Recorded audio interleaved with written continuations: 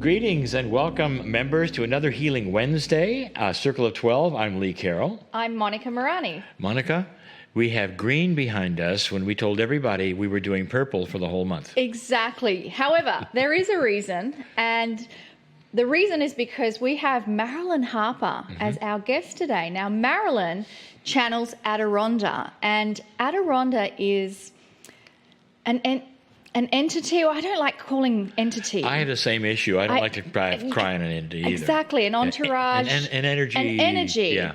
And they work in the emotional body. And one of the things they do is pour so much love into the heart area, the heart chakra. And this is what I love, Lee, is that grown men, like big, burly grown men, will just dissolve into tears. And we've seen this.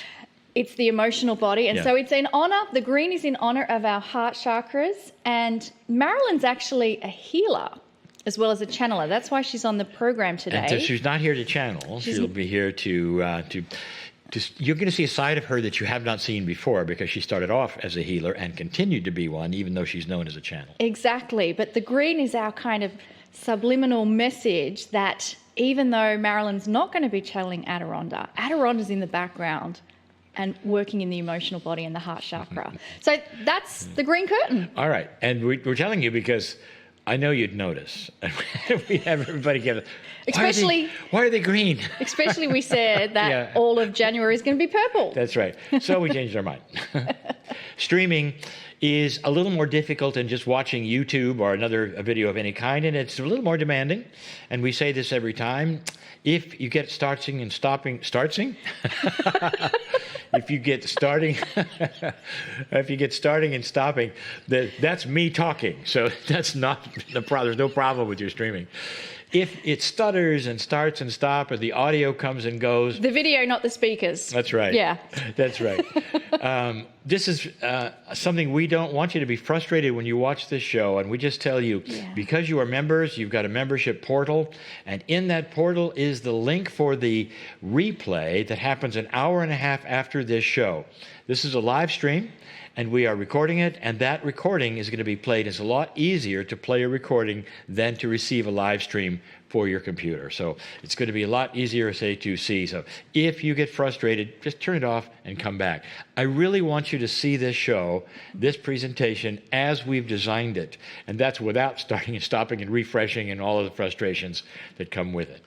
We have another thing to tell you, and it's about our call for healers. We've been doing this now for some time. You'd be surprised how many of our healers that we're collecting have come from you. If you have, perhaps you are a certified practitioner, healer, medical doctor, nurse, or anything like that with an alternate healing method that you're doing, we're looking for you. You can apply to be a speaker on Healing Wednesdays, and we'll see if you're a good fit. The actual link for it, we're put in the chat for you to see.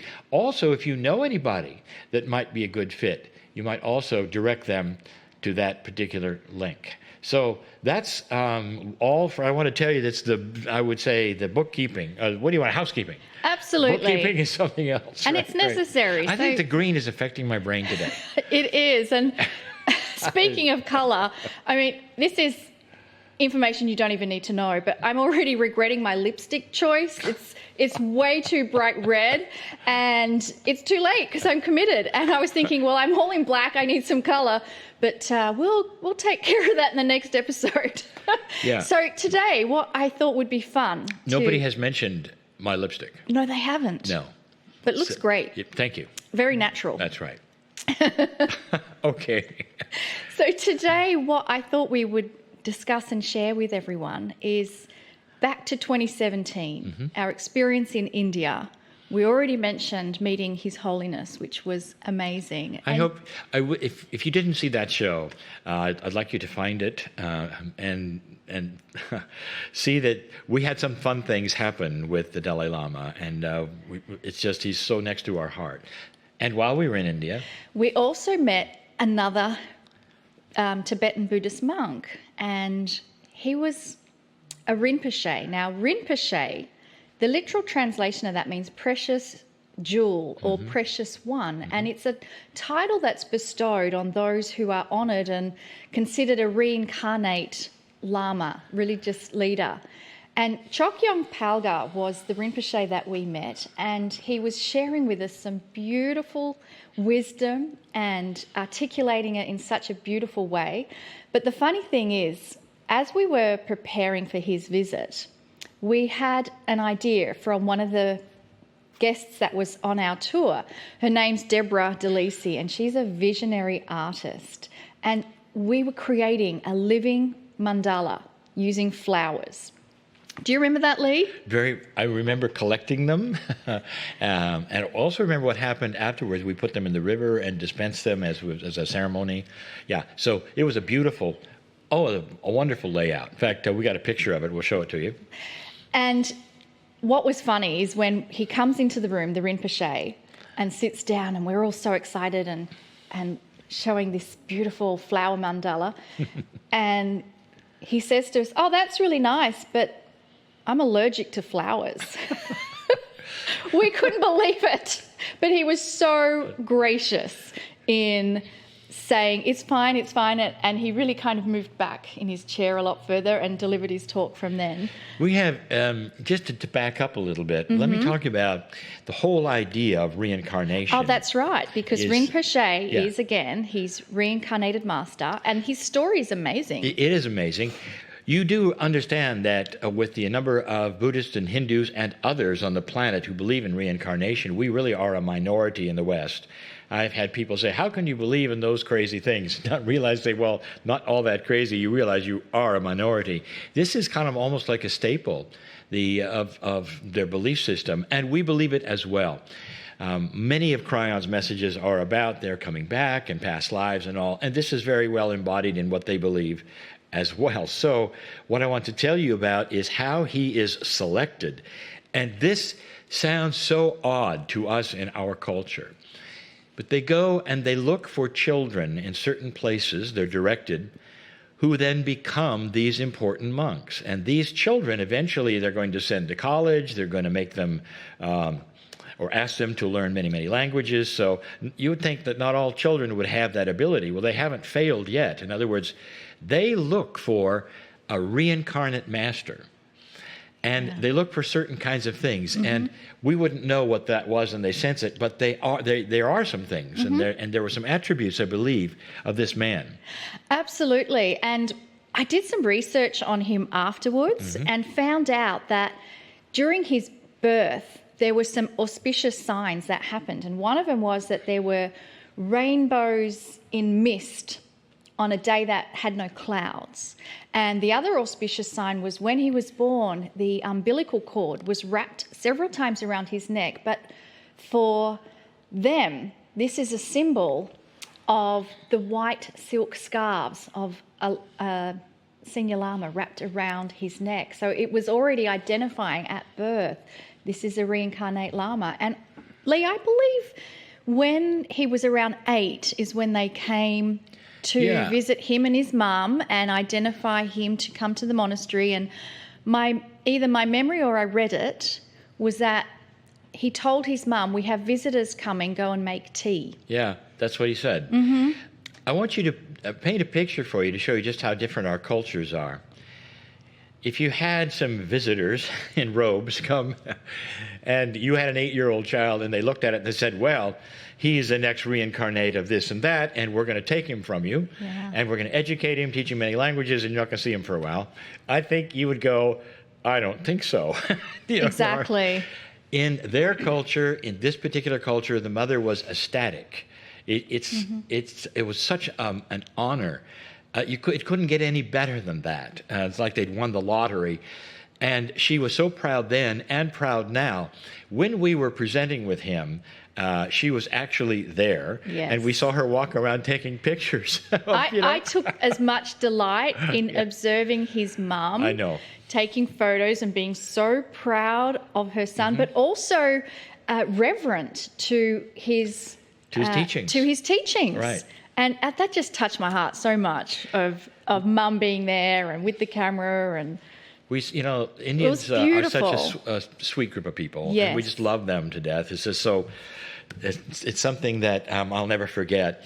And this was just one thing. Now, this monk, he's young. And so I want you to get the picture here is that we're seeing him and talking to him, I believe in his mid-30s or early 30s. Yeah. And so there were all manner of questions that we wanted to ask him about his life and how he sees things and all. Then we also later went to a ceremony that he did. What is that called in the We place? did a puja ceremony. Okay, right. And he had all of the associates around him and the monks that are under his status and musicians and things.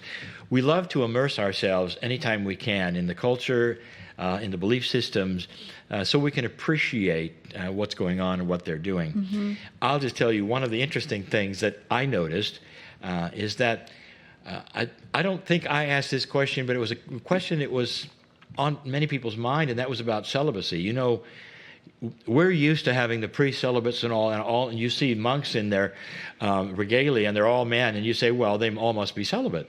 And I asked him, and he said it's not a requirement. This was the first time that I just at least for his group. And the next question was, will you take a partner? And he said, I don't know. And so, but the big thing there to me is I'm learning a lot about assumptions. Yes. And so they have a choice. And so I liked that. I do too, because sexuality is part of our being, our beingness. It's creative energy. I mean, we wouldn't be on the planet without it. I was so nervous because I am the leader of the group. Any way you say. So I'm in India. I'm the leader of the group. I'm Mr. Channeler and all. So I'm the one that's supposed to greet all of these dignitaries in a customary way. So they give me this silk white cloth, the one that she mentioned. The silk scarf. Yeah, the silk. It is a scarf. And I don't know it's a protocol. I'm supposed to then give it to them as they show up. And he took it and it was very gracious and all and did his thing. And I went, whew. I was also asked to do that with the Dalai Lama. And the reason I was a little nervous because the Dalai Lama didn't even look at it. He just took my hand and we took pictures. It's almost like, okay, I know you're a Westerner and you don't know what you're doing, so let's just get on with it. But this gentleman, we went through the protocol, and so I was a little more comfortable with it. Absolutely. And so I guess the point of our story is how there are cultures that totally embrace reincarnation, not just as an idea, but a reality. Very much a reality. And he was sent overseas, and he was been to so many countries, even at his age, and he learned several languages as well. They're very bright people, these monks, especially in his position. And Kryon's advice always is when your little children tell you about their other mummies and daddies or their other past lives, to please allow them to share that and make it comfortable that, yes, it's true. Even if you don't believe it. Yes. Most of those watching this program, I would say, are fairly on board with it. Yeah. It's not a prerequisite for any. We're not a belief system. We just know we don't have structure or books or all those things that would explain doctrine. We don't. So our beliefs are wherever we want them to be in our truths. It doesn't affect your spirituality or your relationship to the Creator. And especially, honestly, you don't have to. There's no have to. So Exactly. Yeah. So Lee, I think it's time to move into a meditation and a channel.